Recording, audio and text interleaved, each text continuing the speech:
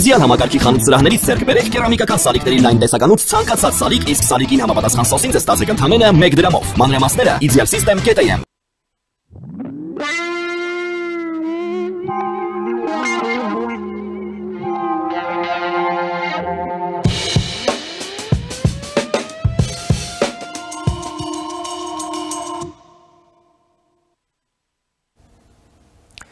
Շարունակում ենք մեր թողարկումը, առաջին լրատվականի եթերում կրկին Մեհրաբյան օնլայնն է, ես Ռուբեն Մեհրաբյանն եմ։ Այս գլոբալ տուրբուլենցիայի պայմաններում մեծ այսպես ռազմավարական անորոշություն կա նաև Եվրոպայում, թե քաղաքական դասի շրջանում, թե հասարակության մեջ։ Եվ եվրոպացիները ունեն կոնսենսուս, որ պետք է բոլոր դեպքերում ջանքերը միավորեն։ Իհարկե, սա հարթ պրոցես լինել ուղղակի չի կարող, սակայն ակնհայտ է մի բան, որ Եվրամիությունը չի կարող չվերածվել նաև պաշտպանական դաշինքի եւ այդ գոյություն ունեցող տրանսատլանտյան դաշինքում Եվրոպան չի կարող չդիրքավորվել որպես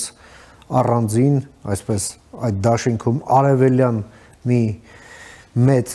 հզոր մի թև, որը առնվազն պարիտետ է ապահովում Միացյալ Նահանգների հետ։ Այժմ Եվրոպայում հենց այդ քննարկումներն են տեղի ունենում եւ բավականին ինտենսիվորեն։ Այս ամենը իհարկե նաեւ մտածելու տեղ է տալիս Հայաստանին։ Հայաստանը ինքն էլ եւս պետք է վերադիրքավորի իր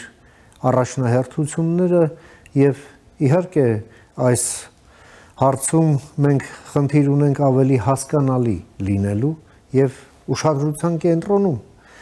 լինելու եւս։ Եվ այդ իմաստով չափազանց կարևորվում է Սփյուռքի դերը։ Մենք կարիք ունենք թե մասնագիտական աջակցության, թե մեթոդական աջակցության եւ Սփյուռքում ստեղծված են բազմաթիվ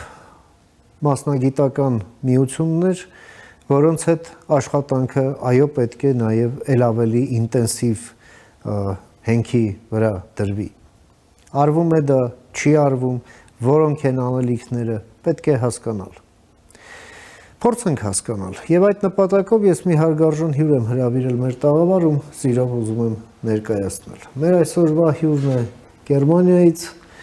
հայ-գերմանական իրավաբանների միության նախագահ, իրավաբան Գուրգեն Պետրոսյանը, բարև եք եկել, պարոն Պետրոսյան, շնորհակալ եմ հրավերս ընդունելու համար։ Ես եմ շնորհակալ։ Ուրախ եմ, որ Երևանում եք։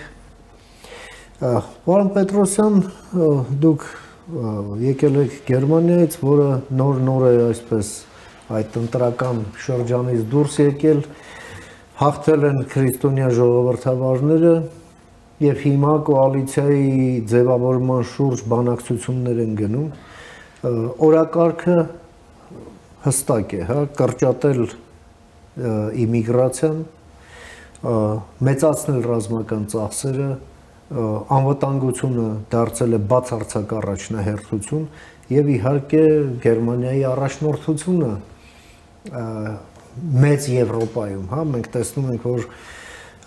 անվտանգային եւ պաշտպանական հարցերում Եվրոպան դուրս է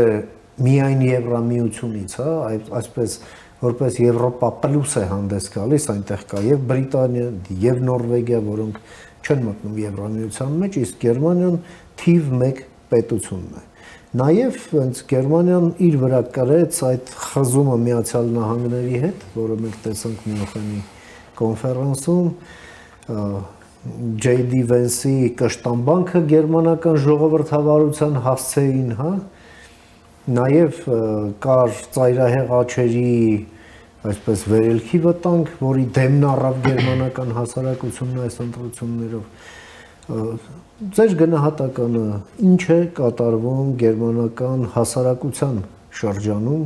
եւ ինչն է այստեղ ուսանելի մեզ հայաստանցիներիս համար։ Համեցեք։ Հստակեցնեմ, որ ես քաղաքագետ չեմ, զուտ մենակ իմ կարծիքը կարող եմ ասել, թե բնակվելով եւ շփվելով գերմանացիների հետ, թե ինչպիսի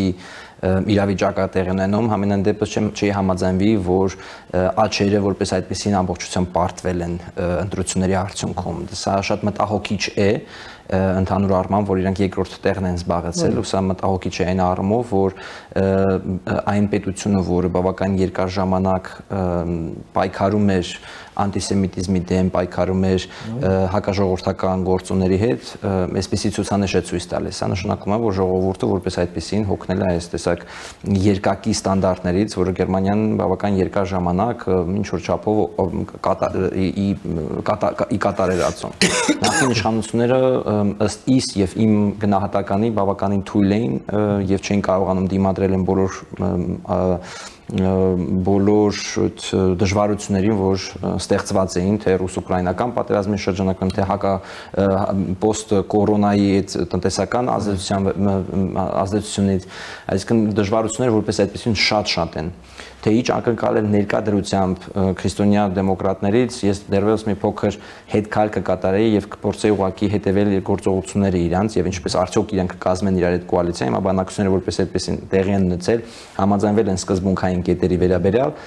բայց թե ինչպես դա տեղի կունենա, սա դեռևս հարց է, որտեղ SPD-ն սոցիալ-դեմոկրատները, ովքեր որ նախկին իշխանության, այսպես ասած, ղեկավարն էին, նախկին կոալիցիայի ղեկավարն էին, իրանց պատճառով այս ամեն ինչը տեղի ունեցավ, որպես այդպեսին։ Հիմա ինչքանով իրանք նույնպես կստանձնեն նույն այդ իշխանական լծակները եւ կշարունակեն այդ գործողությունները, գաղափարապես իրենց մոտեցումները որպես այդպեսին տարբերվում են։ CD-ն ավելի ռադիկալ քայլեր է ձեռնարկել եւ ըստ իմ պատկերացմամբ ինքը որոշ գաղափարներ նաեւ վերցրել է աջակողմյան ուժերից, որպեսզի մի փոքր նաեւ մեղմացնի այն ոչ բարի մոտեցումը ժողովրդի կողմից միգրանտների նկատմամբ, սա նույնպես մտահոգիչ է, որովհետև այս մոտեցումը նույն փախստականների վերաբերյալ շատ ներկայությամբ կարող է ռադիկալ քայլեր ձեռնարկվեն փախստականների նկատմամբ։ Մենք տեսնում ենք արդեն, որ աֆղանները վերադարձվում են թալիբաններին, իրեն պարագայում, երբ որ ակնհայտ իրենց այնտեղ վտանգ, առողջությանը վտանգ կարող է սպառնալ, մեծ քանակությամբ խոսակցություններ են գնում Սիրիայի նկատմամբ եւ մենք հիմա ականատես ենք թե Սիրիայում ինչ է տեղի ունենում քրիստոնյաների եւ ալևիտների նկատմամբ, սա թե ինչպես Գերմանիան կփորձի այդ մարդու իրավունքների հիմնարար գաղափարներից հետ քայլ կատարել, նույնպես ցավալի է, որ Գերմանիան այդպեսի արդեն մտքեր ունի եւ գաղափարներ ունի այդպեսի գործողություններ կատարել փախստականներին վերադարձնել այնտեղ, որտեղ որ հիմա ամենաթեժ կենտրոնն է դառնում։ Բայց մյուս կողմից պետք է հասկանալ, որ Գերմանիայի քաղաքացիները նույնպես դժգոհ են, որ այս քանակությամբ փախստականներ նույն հենց քրիստոնյա դեմոկրատների կողմից այդ բաց քաղաքականության արդյունքում հայտնվել են Գերմանիայի տարածքում եւ օգտվում են սոցիալական բաներից։ Ես չէի փորձի ասել, որ իրանք չեն ինտեգրվում, գերմանական հասարակությունը այնպեսին է, որ ստիպում է ժողովրդին որպես այդպեսին ինտեգրվել հասարակության մեջ օրենքի խստության պատճառով, բայց կան նաև իհարկե համայնքներ եւ կան քաղաքացիներ, ովքեր ընդհանրապես չեն ուզում թե նույն սոցիալական առումով աշխատել կամ օգուտ տալ պետությանը, սա ինչ որ չափով նաև գերմանացիների դժգոհության նաև արդյունք պատճառն է։ Ինչ վերաբերում է նաև ինչ կուզենայի նաև սոցիալ-դեմոկրատների փախստականների առումով ասել, սա նաև վտանգավոր է նաև մեր հայրենակիցների համար, ովքեր որ գտնվում են Գերմանիայում, որովհետև շատերի համար դա կարող է նաև որոշակի դժվարություններ ստեղծել իրենց վերադարձի վերաբերյալ, մասնավորապես նաև արցախահայերի նկատմամբ, ովքեր որ գտնվում են Գերմանիայում փախստականի կարգավիճակի շրջանակներում։ Թեև մենք ունենք Գերմանիայում արդեն նախադեպային որոշում փախստականների վերաբերյալ արցախահայերի նկատմամբ, բայց սա կարող է այս քաղաքականությունը կարող է նաև իրենց վրա ազդեցություն ունենալ։ Դրա համար ես դեռևս ամբողջովին չէի ասի, որ գերմանական քաղաքականությունը ներկայությամբ հստակեցված է թե ինչ ուղղությամբ է գնալու, բայց ակնհայտ է, որ փախստականների նկատմամբ շատ խիստ մոտեցում է լինելու, որը մարդու իրավունքների առումով եւ դատական համակարգում պետք է տեսնենք, թե ինչպես պետք է քաղաքականությունը դիմադրի դատական համակարգին, որովհետեւ օրենքները պետք է սկզբից փոխվեն եւ դատական համակարգը կարծում եմ Գերմանիայում այնպեսի ուժեղության է, որ չի կարող միանգամից այսպես թույլ տալ, որ բոլոր փախստականներին, այսպես ասած, մեծ քանակությամբ դեպորտացիայի ենթարկեն։ Սա եթե այդպես լինի, Գերմանիան երևի թե հետ քայլ կատարի նաև իրավունքի գերակայությունից, ինչպես հիմա կատարվում է Ամերիկայում։ Մենք դեռևս շատ այսպես անհասկանալի իրավիճակում ենք գտնում, թե Գերմանիան ինչպեսի, նույնիսկ եթե այդ ծրագիրը համաձայնեցվի, ես չեմ կարծում, որ Գերմանիան միանգամից ներկա դրությամբ ի վիճակի է այսպեսի առաջին դերակատարը լինել Եվրոպական միությունում։ Մենք որոշակի առումով պետք է սպասենք, թե ներքաղաքական առումով Գերմանիայի ժողովուրդը եւ կուսակցությունները արդյոք իրար հետ կարող են աշխատել, որովհետեւ այն վիճակը, որ Գերմանիան ներկայիս դրությամբ գտնվում է, շատ խարխալուն է։ Պարոն Պետրոսյան, դուք իրավաբան եք եւ ձեր իրավաբանական, իրավապաշտպան գործունեությունը ոչ միայն, ասենք, հենց Գերմանիայի շրջանակներում է, այլև այսպես հայկական օրակարգով եւս, ասենք, Բաքվի Ալիևյան բանտում գտնվող մեր հայրենակիցների հարցերով եք նաեւ զբաղվում, միջազգային դատական process-ները, որոնք վերաբերվում են Հայաստանին եւս եւ այնպես չէ, որ այդ process-ները հարթ են ընթանում եւ դուք անձամբ ձեր միությունը ջանքեր եք գործադրում Հայաստանին օժանդակելու համար։ Եվ այստեղ իհարկե նաեւ հարց է առաջանում, որ այս գլոբալ տուրբուլենտ աշխարհում Հայաստանն իր խնդիրները լուծելու համար, այո, այդ մասնագիտական օժանդակության, մեթոդական օգնության կարիքը ունի ավելի փորձառու, հա, մասնագետների կողմից, շրջանակների կողմից։ Ինչ եք կարծում, դուք էլ հիմա եկել եք Հայաստան, որքանով է սերտ եւ արդյունավետ այդ համագործակցությունը, ինչ է արվում, ինչ չի արվում, ինչը պետք է արվի, համեցեք։ Շնորհակալ եմ հարցի համար եւ կարծում եմ սա մի այսպիսի ֆունդամենտալ հարցերից մեկն է, որ ընդհանրապես պետք է հասկանալ, թե մենք ծրագիր ունենք, թե ծրագիր չունենք եւ ինչ ուղղությամբ պետք է ծրագիրը օգտագործվի։ Տեսեք, դուք նշեցիք, որ մեր միությունը որոշակի աշխատանքներ անում։ Դրանք շատ մինիմալ, puzzle-ային կարգի փոքրիկ աշխատանքներ են։ Սփյուռքում թե քաղաքական, թե ոչ քաղաքական պատճառներից Սփյուռքը նույնպես հյուծված է որպես այդպեսին։ Եվ մեր հյուծված լինելը պայմանավորված է նրանով, որ թե կառավարությունը, թե համայնքը, թե մասնագիտական համայնքը որպես այդպեսին չգիտեն, թե մենք ինչ ուղղությամբ պետք է շարժվենք։ Ու սա շատ ռազմավարական ուղենիշների բացակայության խնդիր կա։ Այո, եւ պետք է մենք շատ հստակ ասենք, որ իրոք պետք է սա ասենք, որ մենք բոլորով, թե համայնքում, թե մասնագիտորեն, թե բաներով ներկայդրությամբ որպես այդպեսին fail ենք արել։ Այսինքն մենք ինչ որ ձևով չենք հաջողել մեր բանը, մեր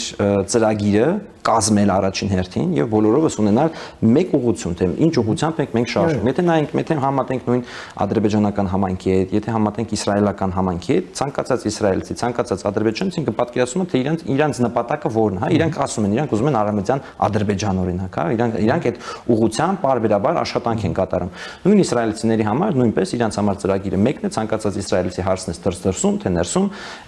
իրանք ամբողջովին պատկերացնում են, որ հոկտեմբերի 7-ը դա տերորիստական ակտ է, դա հարձակում էր Իսրայելի նկատմամբ եւ իրենց գործողությունները դա պաշտպանական գործողություններ են։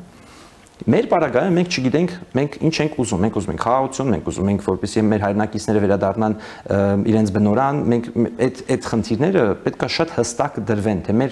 մեր բոլորիս աշխատանքը ինչով պետք է պայմանավորված լինի։ Ու այս ամեն ինչի իմպուլսը պետքա բանից գա, կառավարությունից գա։ Հիմա կառավարության ներկայացուցիչը բարբերաբար հանդես է գալիս այդ խաղաղության խաչմերուկ բանով, հա, խաղաղության խաչմերուկ ծրագրով։ Բնական է բոլորս Հայաստանում եւ բոլորս թե Հայաստանում, թե Սփյուռքում, թե բանում ուզում ենք որպեսզի խաղաղություն լինի։ Բայց հիմա տեսնելով Բաքվի բաները, Բաքվի խոշտանգումները, Ադրբեջանի ագրեսիվ հռետորաբանությունը, թե հունվարից ի վեր սկսած իդեպ, երբ որ ինքը ակնհայտորեն բանանում պահանջ ներկայացնում, որ ինքը եթե Հայաստանում այսպես ասած ինչ-որ ֆաշիզմը չվերանա, ապա ինքը այդ ֆաշիզմը կվերացնի։ Այսպիսի հռետորաբանություն օգտագործելով նշանակում է, որ ինքը պարզապես ցանկություն ունի Հայաստան ոտնձգել Հայաստանի սուվերեն տարածքի վրա, ինչպես որ ինքը շարունակում է անել։ տանել, հա, նույն ջերմուկի հատվածում եւ այլն եւ այլն։ Հիմա այս պարագայում մենք ինչպես պետք է խաղաղության մասին խոսենք։ Ես չեմ ասում պետքա պատերազմել, բայց մենք պետքա իրենց համար նույնպես դժվարություններ ստեղծենք։ Ու այդ դժվարությունները ստեղծելու համար իրավաբանական դժվարություններ, քաղաքական դժվարություններ ստեղծելու համար մեզ հարկավոր է որպեսզի կոնսոլիդացիա լինի, որպեսզի մասնագիտական համայնքը նույնպես իմանա, որ իր աշխատանքը կամ իր այս ամբողջ համակարգում կարևոր է։ Ուղղությունը պարզ լինի, որ հասկանաս ուր ես գնում եւ ինչպես։ Այո, եւ կան այդ հնարավորությունները, դժվարություններ ստեղծելու։ Նույն այդ անձինք, ովքեր որ կատարել են պատերազմական հանցագործություններ, իրենք դուրս են գալիս, չէ՞, Ադրբեջանից։ Իրենք արդեն 5 տարի շարունակ բարբերաբար հայտնվում են տարբեր երկրներում, տարբեր բաներում, բայց մենք չենք ուզում իրենց նկատմամբ, այսինքն սա մեկ մարդու կամ մեկ կազմակերպության աշխատանք չէ, սա հարկավոր է որպեսզի կոնսոլիդացված մասնագիտական համայնքը պատկերացնի, թե իր նպատակը որն է, ձերբակալել այդ անձանց տարբեր պետություններում։ Մենք ունենք Գերմանիայում նույնպես խնդիր, համայնքը որպես այդպեսին նույնպես ջլատված է։ Մենք չենք կարողանում ճիշտ Գերմանիայի օրակարգի մեջ, ճիշտ է, շատ դժվար է դա ներկայացրության, որտեղ Գերմանիայի համար ռեգիոնը որպես այդպեսին այդքան հետաքրքիր չէ, բայց մենք որպես համայնք, այսպես ասեմ, այդքան էլ փոքր չի Գերմանիայի համայնքը Գերմանիայում։ Մենք կարող ենք այդ օրակարգը այնտեղ ստեղծել։ Դրա համար հարկավոր է որպեսզի լուրջ կոնսոլիդացիա լինի եւ ոչ թե մենք անդրադառնանք այս խնդիրներին post factum, այսինքն երբ որ Ռուբեն Վարդանյանը գտնվում է այնպիսի օրհասական վիճակում, երբ որ արդեն կյանքի եւ առողջության խնդիր է գնում եւ նոր այդ ժամանակ հավաքվենք, այլ դրան նախորդող այն պահից որ մարդը արդեն ձերբակալվել է եւ բոլոր մեր գերիները որ ձերբակալվել են, բոլորս գիտենք, չէ, ինչ հետևանքներ են սպասել, ինչ խոշտանգումներ են լինելու, որովհետեւ այն գերիները ովքեր վերադարձել են, իրենց նկատմամբ են այդ խոշտանգումները տեղի ունենում։ Հիմա այս իմ հիմնական թեզը նա է, որ մեզ հարկավոր է մոտավոր կարճաժամկետ ծրագիր եւ երկարաժամկետ ծրագիր, որովհետեւ մենք կարողանանք հասկանալ, թե ինչպիսի դժվարություններ կարող ենք ստեղծել Ադրբեջանի համար, նույն այդ մոծակի օրինակով։ Եվ դուք չեք կարող, չէ՞, մեկ սենյակում քնել, հանգիստ, երբ որ ինչ-որ նույնիսկ մեկ մոծակ բարբերաբար տզում է, հա, խանգարում է։ Այդ դժվարությունն է հարկավոր ստեղծել Ադրբեջանի համար, որպեսզի ինքը արդեն զիջումների գնա։ Իսկ մենք բարբերաբար խոսում ենք հայցերը հետ վերցնելուց, բարբերաբար ինչ որ զիջումների ենք գնում առանց դրա դիմաց որևիցե բաներ, երաշխիքներ ստանալու։ Նրանք էլ լկտի անում են։ Բնականաբար, ու այդ առումով, եթե փորձեմ ամփոփել իմ այս փոքրիկ բանը, խոսքը կվերաբերի զուտ նրան, որ մեզ հարկավոր է դիալոգ Սփյուռքի եւ կառավարության միջեւ, որովհետեւ մենք հասկանանք, թե մեր գործողությունները ինչքանով են օգուտ տալիս եւ ինչպես ենք մենք կարողանում այդ դժվարությունները ստեղծում։ Ու իրավաբանական այդ դժվարությունները ստեղծելու բոլոր հիմքերը կան։ Պարոն Պետրոսյան, Գերմանիան առանձնանում է իր այսպես յուրահատուկ օրենսդրությամբ, որը պատմությունից է գալիս, հա, որտեղ այսպես ամենախիստ ձևով հետապնդվում է քաղաքական էքստրեմիզմը, ընդ որում թե տեսականորեն, թե գործնական, հա, եւ այնտեղ նույնիսկ հատուկ ծառայություն կա սահմանադրության պաշտպանության, հա, որը հենց այդ օրենսդրությամբ է առաջնորդվում եւ թե հասարակական, թե քաղաքական կազմակերպությունների գործունեությունը այսպես օպերատիվ մոնիթորինգի տակ է պահում եւ ցանկացած աճ կամ ձախ շեղում բերում է քրեա իրավական հետևանքների, հա։ Դա գալիս է անցյալից։ Հիմա տեսեք տեսական հարց, օրինակ հնարավոր է Գերմանիայում մի քաղաքական կազմակերպություն լինի, որը ասենք թե քարոզի Գերմանիայի սուվերենության կորուստ կամ ասենք քարոզի, չգիտեմ, որ դուրս գա բռնության կոչեր անի, հաշվեհարդարի կոչեր անի։ Չէ, դա չէ։ Ահա։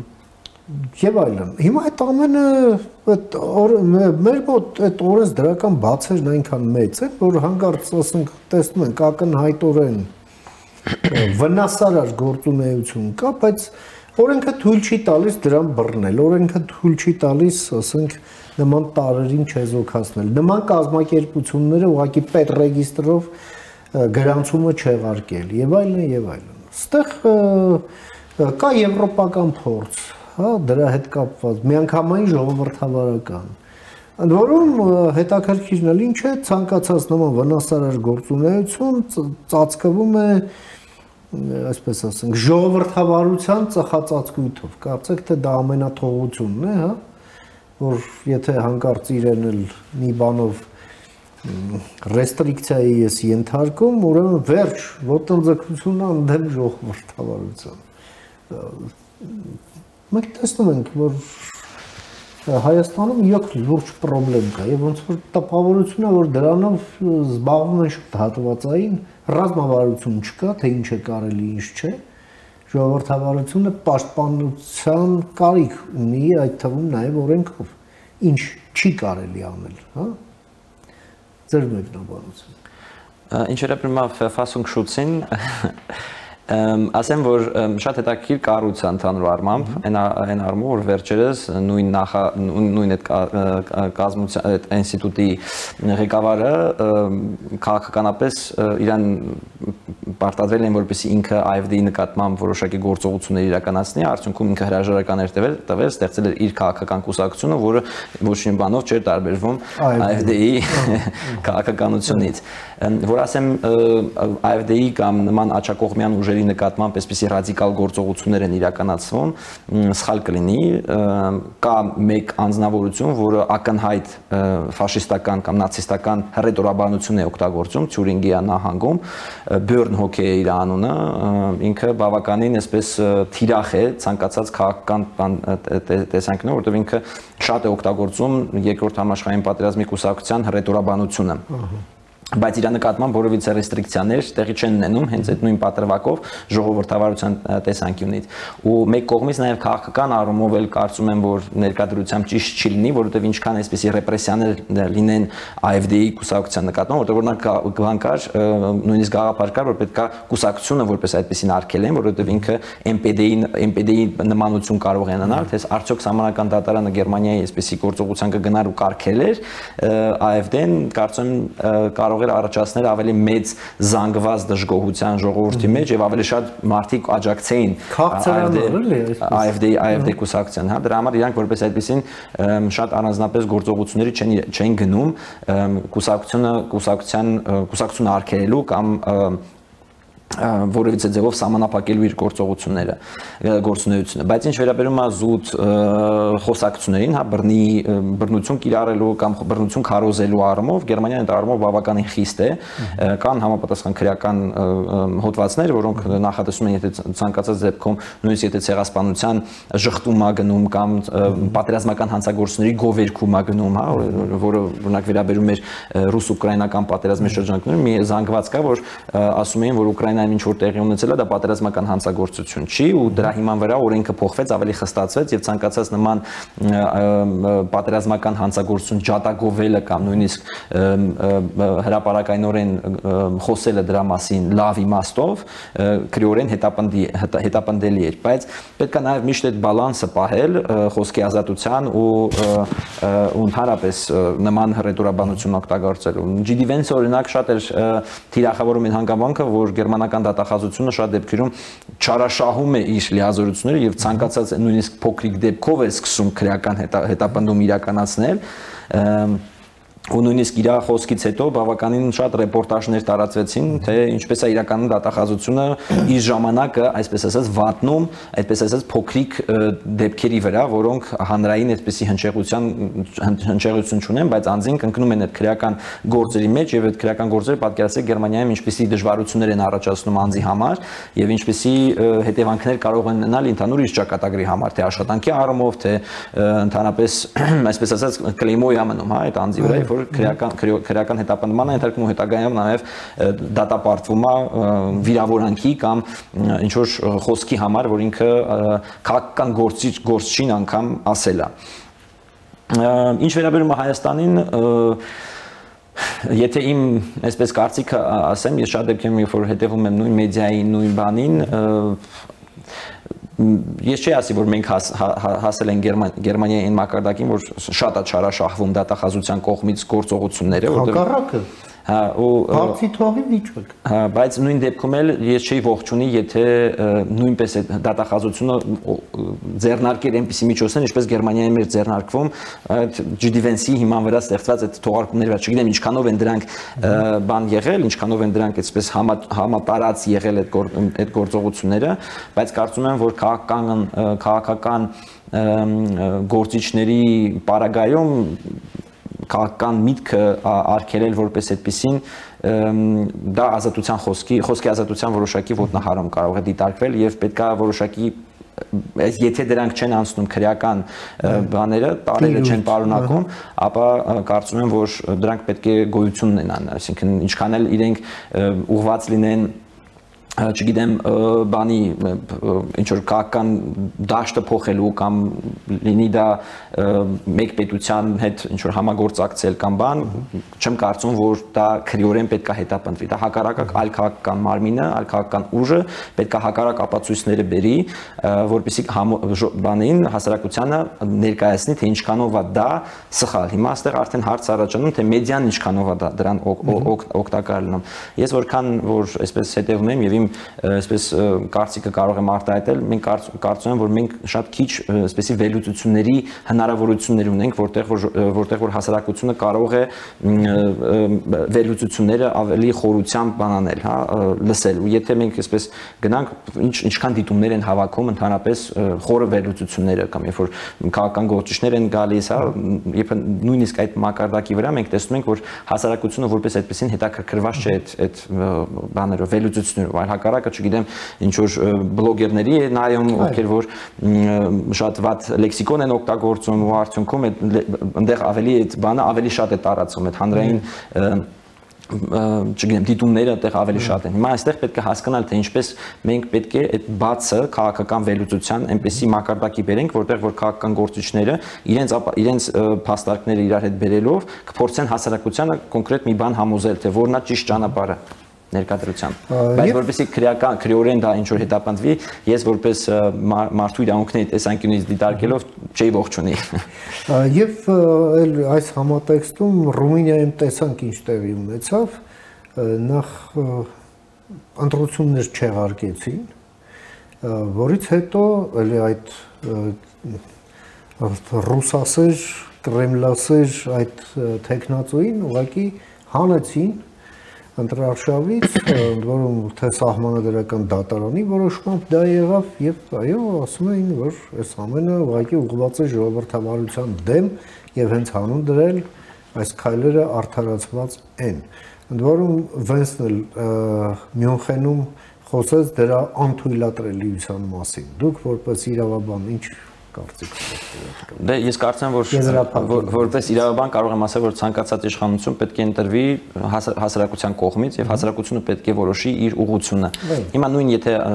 նաեւ որոշելով նույնիսկ եթե դա ֆաշիստակ ուղղություն է։ Տեսեք, շատ հետաքրքիր բան է, շատ հետաքրքիր մոտեցում։ Եթե թույլ տաք, ես փորձեմ sense պատմականորեն անալոգիա անել, հա։ Եթե մենք խոսենք ֆրանսիական հեղափոխության մասին, երբ որ այն ժամանակ լիբերալիզմ էր, եղբայրություն, բան, հա, այսինքն հասարակությունները որպես այդպեսին տարված էին լիբերալ գաղափարախոսություններով որոշ ժամանակ անց 2-3 դար անց պետությունները որոշեցին որ լիբերալիզմը որպես այդպեսին միգուցե այդքան էլ լավ բան չի բոլորը դառնան ազգային դարավ պան թուրքիզմ, պան սլավիզմ, պան գերմանիզմ բոլոր պետությունները սկսեցին ազգային գաղափարախոսություններ տանել դառնալ կորպորատիվ պետություններ։ Այո, որը բերեց հետագայում երկրորդ համաշխարհային պատերազմ ու տեսանք թե ինչ արհավիրքով դա ավարտվեց։ Ու երկրորդ համաշխարհային պատերազմից հետո մենք վերադառնում ենք նույնպես այդ լիբերալիզմի դարաշրջանը, որտեղ որ պետությունները ավելի ազատ քաղաքականություն են վարում, ստեղծում են եվրոպական միություն, սկզբից իհարկե անվտանգային տեսանկյունից հետո ավելի լայնանում են այդ բաները ու եթե հիմա համեմատենք տեսնենք թե ինչպիսի աշխարհակաղակական փոփոխություններ են տեսնում եւ ինչպես այդ գաղափարախոսությունը ազգայինի եւս մեկ անգամ վերադառնում տարբեր պետություններ, դա իհարկե շատ ցավալի է, որտեղ շատ դեպքերում երբ որ խոսում են ժողովրդավարության մասին, նույն Ադոլֆ Հիտլերը ինքը ժողովրդավարությամբ է բան արել, չէ, դարձել եկել իշխանության, ինքը ոչ փուչ չի արել։ Ֆորմալ առումով այո։ ինքը ոչ ինչ-որ բռնությամբ է եկել բան իշխանության, իրան ինքը ձայները հավաքել է եւ արդյունքում դարձել է իշխանություն եւ կարողացել է իր հասարակությանը տարբեր ուղղություններով տանել։ Հիմա այստեղ այդ բալանսն է պետք հասկանալ։ Եթե AfD-ն պատկերացրեք մեկ օր դառնար իշխող ուժ, ինչ պետք է արվեր։ Մենք ունենք օրինակ Իտալիայի օրինակը, մենք ունենք Հոլանդիայի օրինակը, ինչ որ չափով որտեղ որ աջակողմյան ուժերը արդեն եկել են իշխանության, ու սա այնպեսի մի անկանխատեսելի ճանապարհ է, որը շատ իհարկե վախեցնող է, որ մենք չգիտենք թե ուր այս ամեն ինչը տանելու են, որտեղ մի կողմից մենք չենք կարող հրաժարվել ժողովրդարական սկզբունքներից, ինչպես եւ նախորդին ասացի, մենք չենք կարող արգելել AfD-ն գոյություն ունենալուց, որտեղ գաղափարախոսությունը մեկը մնալու է։ Ու ուղղակի մեր աշխատանքը, մեր խնդիրը կայացել է նրանում, որ կամ այդ բոլոր այդ պետություններում, որ իրանք չեն կարողացել հասարակությանը արդարացնեն, որ այդ գաղափարախոսությունը, որ նախկինում եղել է, ճիշտ գաղափարախոսություն է եղել, նպատակներին, որպես այդպեսին իրենք հասել են։ Այդ երկակի ստանդարտները դա է, որ իրանք փորձել են լիբերալ ազատ քաղաքականություն վարել, բայց մի դեպքում արել են, մյուս դեպքում չեն արել։ Շատ շնորհակալ եմ, պարոն Պետրոսյան, ձեր այս չափազանց կարևոր դիտարկումները եւ եզրակացությունները մեր հեռուստադիտողին ներկայացնելու եւ ձեր ժամանակից մեր եթերին հատկացնելու համար։ Ես եմ շնորհակալ։ Ահա մենք լսեցինք մեր գործընկերոջը Գերմանիայից իրավաբան Գուրգեն Պետրոսյանին, ով գլխավորում է հայ-գերմանական իրավաբանների միությունը, իր դիտարկումները կապված Գերմանիայի ներսում տեղի ունեցող անցուդարձի, ինչպես նաեւ Հայաստանի եւ Սփյուռքի մասնագիտական միությունների միջև համագործակցության խորացնելու անհրաժեշտության մասին։ Կարդաթարից հետո կվերադառնանք, մնացեք առաջին լրատվականի հետ։